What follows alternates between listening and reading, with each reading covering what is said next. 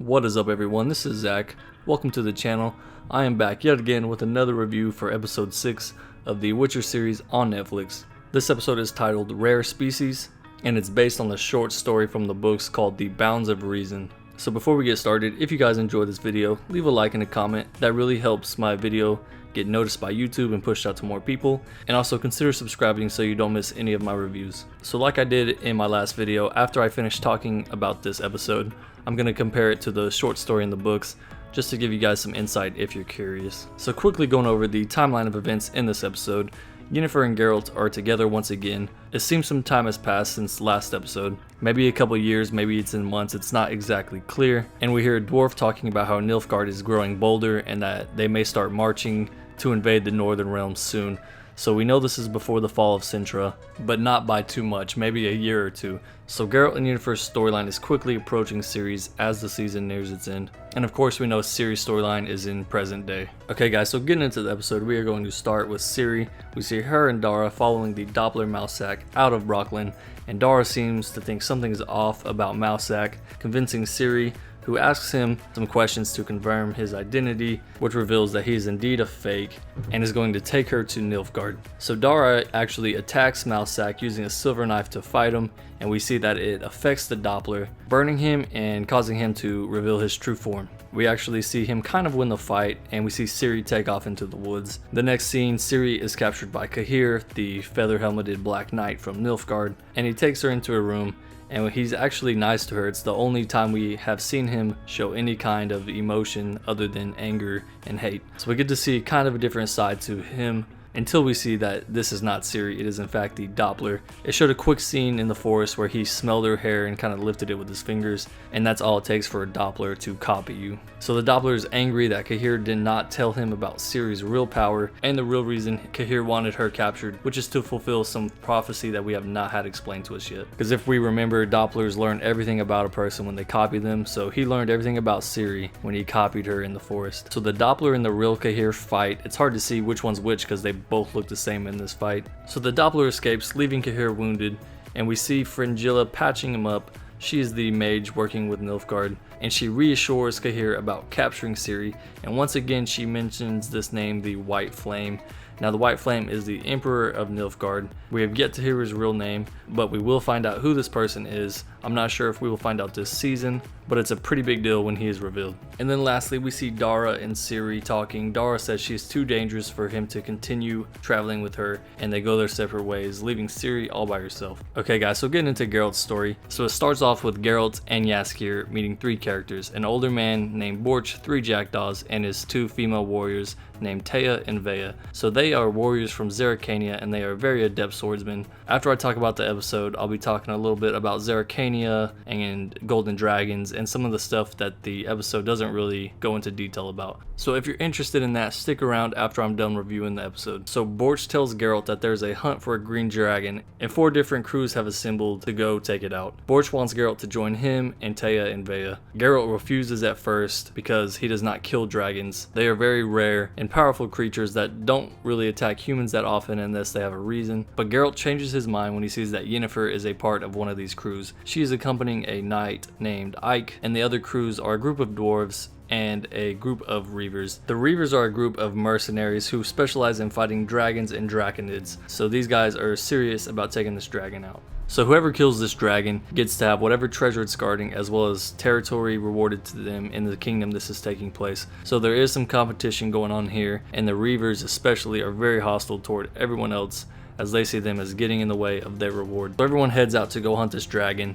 Geralt and Yennefer talk, and it's implied that they are connected by this wish from the last episode, because Yennefer says in all her years she's never come across a Witcher until recently with Geralt, and now she keeps running into him. She's also being very affectionate with the knight named Ike she is traveling with, and Geralt is noticeably jealous about this. And as all the different crews are gathered around a campfire, we get foreshadowing of Nilfgaard's invasion of the Northern Realms, including the fall of Cintra. And we get mention again of the true ruler of Nilfgaard, aka the White Flame, as well as his mage, Fringilla. We also get a first glimpse that Borch is more than he's letting on when he implies that he knows about Yennefer avoiding going to Nilfgaard as the court mage. Everyone then starts talking about what kind of dragons there are, and we hear that golden dragons are the rarest, with Geralt saying he believes they are a myth, and if they aren't a myth, then they have at least died out due to being unable to reproduce. During all this, Ike comes down with a case of the shits. He has to get up and go in the woods. Later on, we find out someone killed him while he was out there, and it's most likely the Reavers trying to thin their ranks to increase their reward.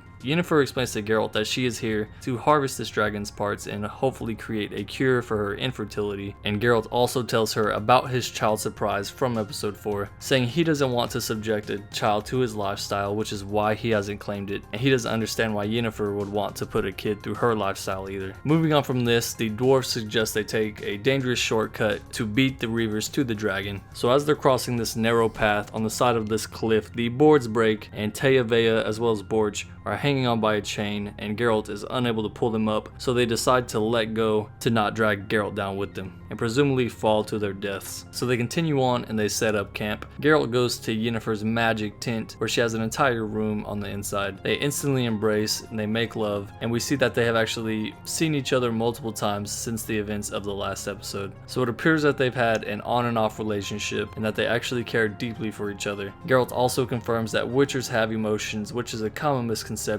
that a lot of people have. So the next day, Yennefer finds that the dwarves have left early to get a head start to the dragon. She catches up to them and freezes them with a spell, and she's actually the first one to find the green dragon. So it turns out that it is actually dead, but it does have a dragon egg sitting there.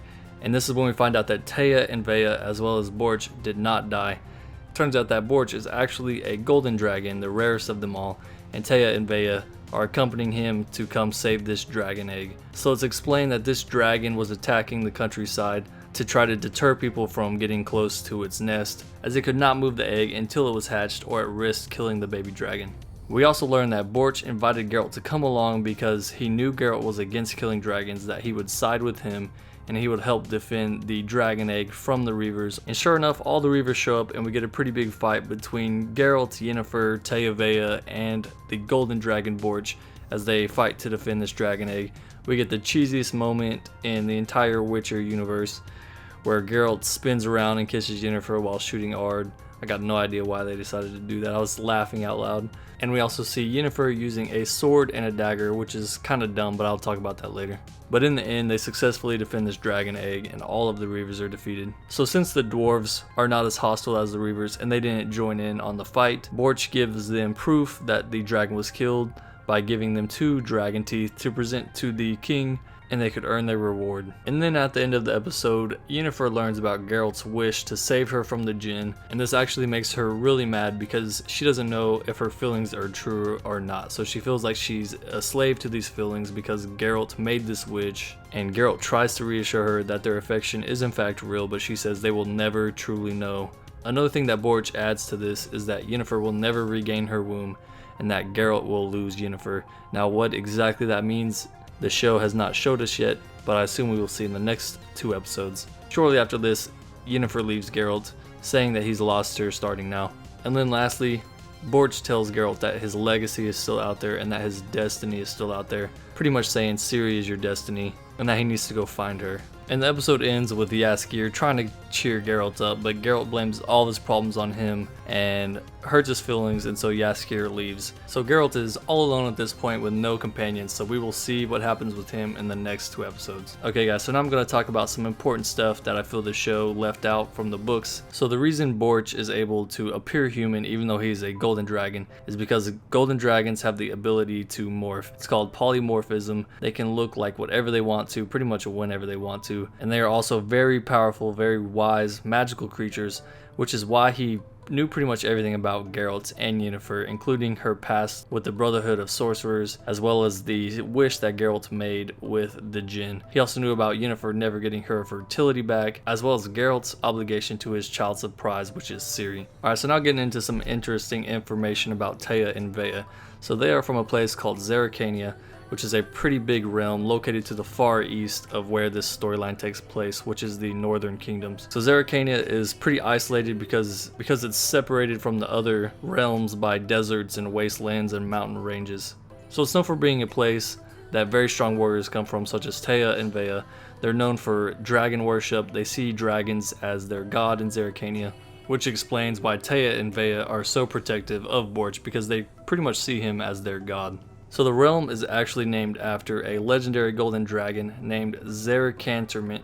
It's said that he created a barrier around Zerrikania by burning all of the forests around the realm, creating nothing but deserts and wastelands. So just to give you an idea of how rare Borch was, there's only been 2 known golden dragons pretty much in the history of the world, one of which is Borch and the other being this old legendary dragon that formed the realm of Zerrikania. So yeah guys, that was just some interesting information just to give you perspective on this world and expand it a little bit. And now getting into some more of my thoughts about the episode. So the fact that Yennefer actually went out there and used a sword and dagger to fight these Reavers was pretty ridiculous. She's not a trained swordsman. She would have definitely used magic instead of fighting like that. It made no sense. I have no idea why the show did that. Also, as I mentioned earlier, that scene where she told him to cast Ard and they spun around in a circle and he shot it.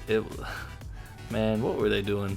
There's a couple things in this episode that were just so outlandish to me. You don't even have to be a book reader or know a lot about The Witcher to know that a sorceress would use her magic and not swords. So whoever wrote that part, man, what were you doing? Also, one thing from the books I was really looking forward to seeing, but they did not put into the show, was the knight Ike that had the shits and he ended up getting killed. That guy was a lot more important in the story. So in the story, Geralt and Yennefer are the ones who end up falling on a bridge, and the only one who saves them is Ike. He's the only one to throw a rope down to him. And later on, when they reach the dragon says either you all flee or we have a fair fight, as in one-on-one.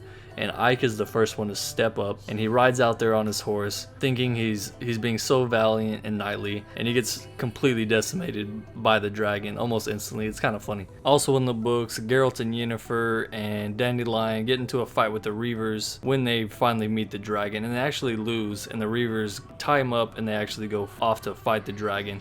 The dragon is losing. A whole militia shows up of townspeople.